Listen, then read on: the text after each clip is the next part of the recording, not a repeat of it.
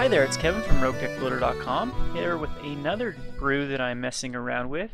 I got this idea from a person that ran what he called Rug Soulbound, I believe either the Star City Open or TCG Open, and he was using Izzet Staticaster, this guy here, or girl I guess has boobs, and Nightshade Peddler.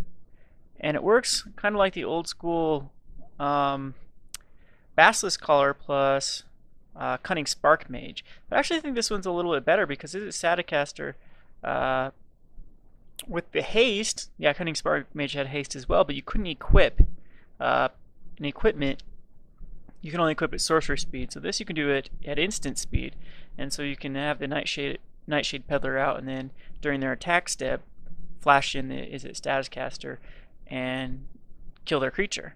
Which actually, in the game I just tested, won me both games, just being able to do that. So, one thing about the list that I saw is he was also using Deadeye Navigators and Zealous Conscripts and Gilded Lotus to also have the flicker effect.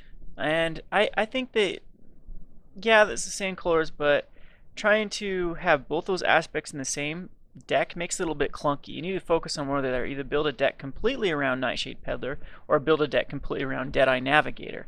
And so I took out the Deadeye Navigators and the Zealous Conscripts and the Gilded Lotus, and this is the list that I came up with, utilizing Peddler at its the full scale Peddler, where everything interacts well with the Peddler. So anyway, I'll just go down the list here. Of course, like I said, I got the Staticaster, and then we got a Niv-Mizzet in here. I've actually got it to work. If you pair the Nightshade Peddler and Niv-Mizzet, it's basically game. You can death touch away every one of their creatures, have enough card drawing engine. Yeah, amazing combination. I am thinking about going up one. I don't know. I do have one in the sideboard now. This is version number 2 of this deck. I'm still trying to get a feel for what cards I should put in. Especially the sideboard. Then of course Huntmaster is not included if you're playing Rug. This allows you the time to stabilize against zombies and red deck wins and other aggro decks. So, and also he's a great target for Nightshade Peddler because when he does flip, you have a Death Toucher. The 2 damage is considered Death Touch damage, and you kill the creature. Far seeks to help fix the mana. Steam Vents is basically our only good target right now, as we don't have the other lands yet, but the mana base seems to be okay. I used to have more Kessig Wolf runs, and also had a Alchemist Refuge, but I took both of those out for more forest because I was having problems getting green mana, and if you don't have a green mana, you're basically done. So anyway, yeah, I won't talk much on lands. It's pretty self-explanatory. Then we got the Daybreak Ranger, another amazing target for Nightshade Peddler.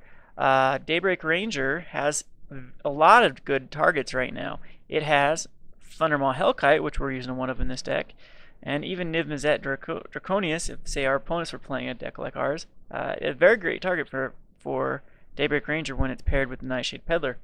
Also, targets like Olivia and Restoration Angel. If worse comes to worse, we have to kill off an angel token made by Geist of St. Traft, Angel of Serenity. All of those are dead if it's paired with the Nightshade Peddler. And since we are playing Rug, I really think that Daybreak Ranger is underrated right now because his flip ability is amazing. So, and with Death Touch makes it even that much better. So I love Daybreak Ranger. So far he's working very well in this deck. I was able to combo him out against an Olivia. And yeah, so I also have 2 Garruk Relentlesses. I don't know how well they fit in this deck. They're still stuck in here from when I was playing with Ulvenwald Trackers. I put Trackers initially in this deck too, as another way to, I mean, you could pair it with the Nightshade Peddler, and or whatever's paired with the Nightshade Peddler. You make it fight, and then it's creature removal, guaranteed creature removal, without another Izzet Staticaster type ability. But it was a little bit clunky. I wanted my creatures to survive. I didn't want them just to fight and trade. I wanted them to survive. I mean, it worked well with Huntmaster the Fell's Wolf tokens, because I didn't care about those. But yeah, I'll mess around with the track a little bit more, see if it actually does find a home. But I really like Garruk Relentless. When he flipped, the Death Touch wolves were awesome with the Ultimate Tracker. Then, of course, the Thragtusks. I might go up to 4 of.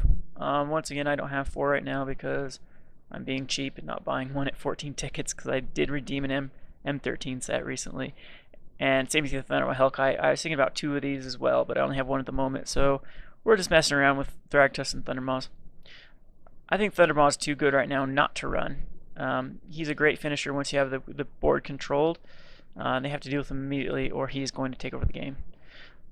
I could see the argument that him and Niv-Mizzet are fighting for the same spot, but that's probably 1 of each right now. See which one actually does better for me. Let's see here. And, yeah, actually that does work with Thundermaw Hellkite. I guess you can. Enters the battlefield, goes on the stack, you pair it, so you make sure the pair happens on the stack first, and then it can deal 1 damage to all the flying creatures and kill them all with Death Touch.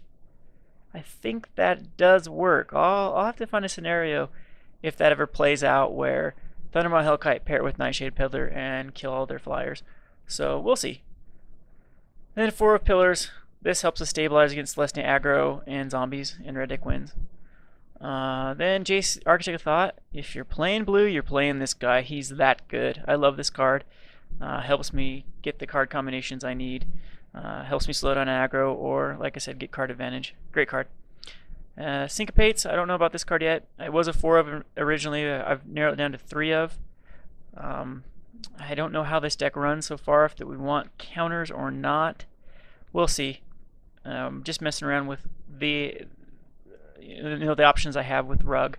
I've been trying to find some Rug builds and see what they use, but some of them I don't agree with, and there isn't a lot of data out right now with Rug and what's a good combination of spells, so I'm messing around with it quite a bit.